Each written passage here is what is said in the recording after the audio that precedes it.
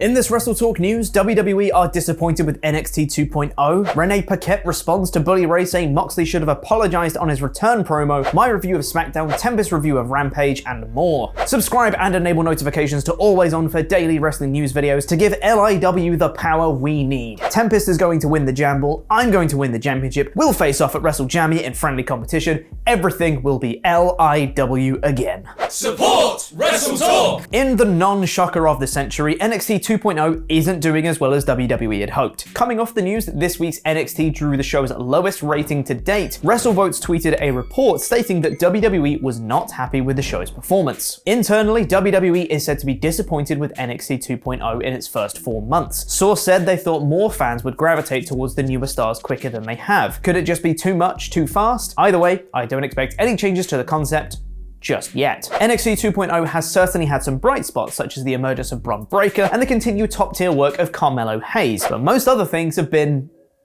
well, a bit rubbish. The new NXT has been plagued by many of the same problems that have driven fans away from Raw and SmackDown over the years, including cartoony characters, poor pacing, incomprehensible storytelling, and terrible comedy. Remember when they had a segment entirely dedicated to Ike Manjiro taking a shit?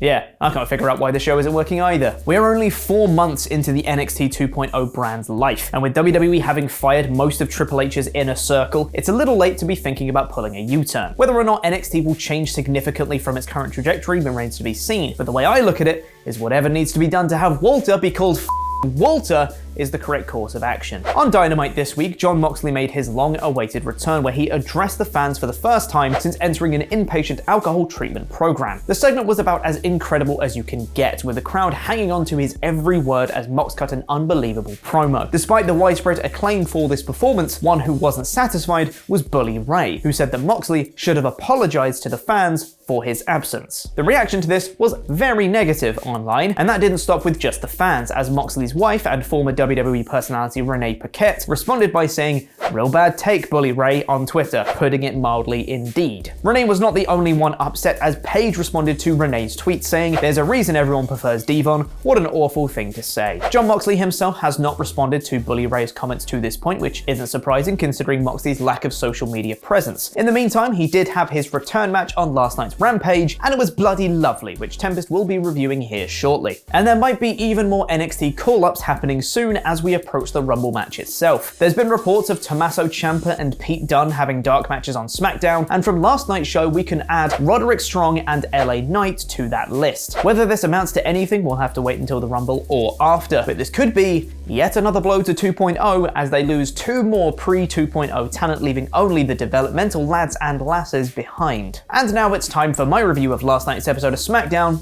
in about 5 minutes. I've tried ranting on these shows, I've tried objectively stating why story beats don't work, so now it's come to this. Forced positivity. The show started with the Usos in the ring, introducing Roman Reigns and celebrating his 508-day reign with a little video package. Why they didn't do this last week when it was 501 days and just after he passed the milestone, I don't know, but that's not important because here comes Roman Reigns with his full, very, very, very long entrance, which is great because it gives you so much time to take in Reigns in all his glory. Regardless, Raw star Seth Rollins interrupts and says that the Usos are his pedestal, just like he and Mox were in The Shield. Who the hell is Mox? I only know Dean Ambrose. Seth wants to find a partner, I wonder who that could be, and take on the Usos, and if he wins, they'll be barred from ringside at the Rumble, but Reigns ups the stakes and says that if Rollins loses, he'll also lose his title shot. Raw star Kevin Owens comes out and they accept. This was a very effective opening segment, but it was so long, which is good, because this is a good story, and we got to see more of it. This positivity thing isn't so hard. Last week, Madcap Moss faced Kofi Kingston and won clean. So this week, Madcap Moss faced Kofi Kingston again, and this time, he lost. Kofi was also joined by Raw star Big E, because this was the one night of the year where Raw and SmackDown go head-to-head. I think Madcap Moss has potential as a wrestler. His moveset is pretty decent, and I think he has a good look. It's just that his character is really, really unique. Yep. Unique. Last week, Aaliyah faced Natalya and won. So this week, Aaliyah faced Natalya and won via DQ after Natalya didn't stop kicking her for the referee's 5 count. This is good because Aaliyah is getting some wins. Xia Li saved Aaliyah from a post-match beatdown, which is nice to see her back, I guess? Last week, the Viking Raiders pinned Los Lotharios to become #1 contenders to the SmackDown Tag Team Championship, so this week, the Viking Raiders pinned Los Lotharios. I have nothing else to add. Naomi faced Charlotte Flair in a championship contenders match, again, but Sonya Deville made herself the special guest referee before the match started. Again. At one point, Sonya got knocked out of the ring, Naomi hit the rear view on Charlotte Flair, and the commentary said that was at least a 6 count. And then Sonya got back in as Charlotte locked in a figure 4 and called for the bell despite Naomi not tapping. This segment absolutely was great. It was really good. And I'll tell you why. It's because it's shit. It's all shit. God damn it, I can't do this anymore. Fuck. Alright, I am sick and tired of the Sonya Deville and Naomi story, and commentary even said, we still don't know why Sonya has it in for Naomi, which is step 1 of this story, and it's been happening for months. There has been 0 progression.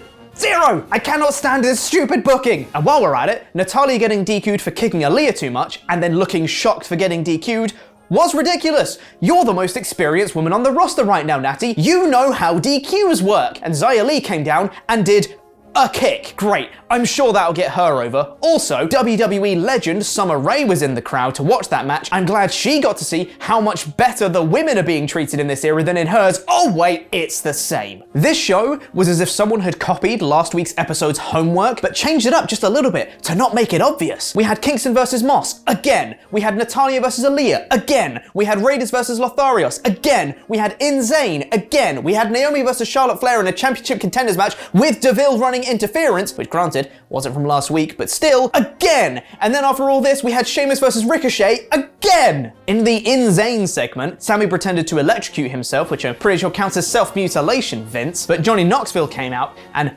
actually electrocuted him, complete with stock electrocution sound effects from the 80s. Also, Eric Bischoff was there, and so was Jeff Jarrett. They were ineffectual at best. Gonna be Naomi versus Sonya Deville next week. I'm sure that'll end clean. Sheamus then faced Ricochet and Sheamus won clean. Again, Ridge Holland is back and he did nothing. But then we got the main event, which was very, very fun. The Usos took on Rollins and Owens, and the four put on a great match. I really liked the pairing of Owens and Rollins, and this match helped glue them together even more. Lots of fun back and forth action, several near falls, a dramatic climax. It was all great stuff. Seth Rollins hit the stomp for the win, but Reigns came out and caused the DQ before he could get the pin. I don't know how you'd book your way out of having Rollins win but not having the Usos lose because they're your champions, but I guess this was fine. Reigns only did it after he knew the Usos were going to lose, so it's not the biggest deal, I guess. It didn't really change the result. It's just to stop the Usos taking a pin, so it wasn't the worst DQ finish I've ever seen. Overall though, oh boy, this show felt incredibly repetitive. There were tiny little tweaks from last week. Kingston was accompanied by Big E this time. Sheamus was accompanied by Ridge Holland this time. Natalya and Aaliyah wrestled for 2 minutes instead of 3 seconds. But the vibe was very much the same, aside from the Reigns and Rollins stuff,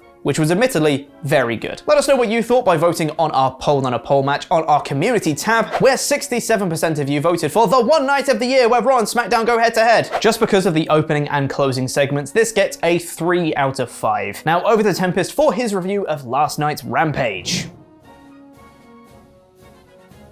Rampage is the world's greatest palate cleanser, you have no idea. What's going on, WrestleTalk friends and fans? Tempest is back with another review of AEW Rampage in about 3 minutes. So this show opened with the in-ring return of Jon Moxley as he took on Ethan Page. First of all, I really enjoyed the commentary in this match. They did a good job of getting across the point that Jon Moxley has lost weight, and he might have to adapt his in-ring style to match that change, as well as being out of the ring for 3 months, having possibly thrown him off his game. I thought this played into the story of the match very well, as Ethan Page was able to keep Moxley on the ropes until Mox was able to put him in the Bulldog choke and put him to sleep. After the match, Moxley was making his exit as he walked past Bryan Danielson, and it appears that we're going to be getting the match we were supposed to get at Full Gear, and oh, this match just has me salivating. You can call me an AEW shill if you want to, but it is so interesting to me that Bryan Danielson versus Jon Moxley feels so much more important and so much bigger than Dean Ambrose versus Daniel Bryan ever did. Granted, they never put that match on pay-per-view, but then again, whose fault is that? I thought this was an excellent way to open up the show. Jon Moxley is back and I love to see it. This gets a 4 out of 5. We then had a singles match between Nick Jackson and Trent Beretta. This was was supposed to be a tag match between the Young Bucks and Roppongi Vice, and if that match had taken place, this might have been the best Rampage of all time. That being said, I still thought this match was goddamn excellent. Nick Jackson really doesn't get enough credit for being a great wrestler. You talk about the Young Bucks in the conversation of the best tag teams,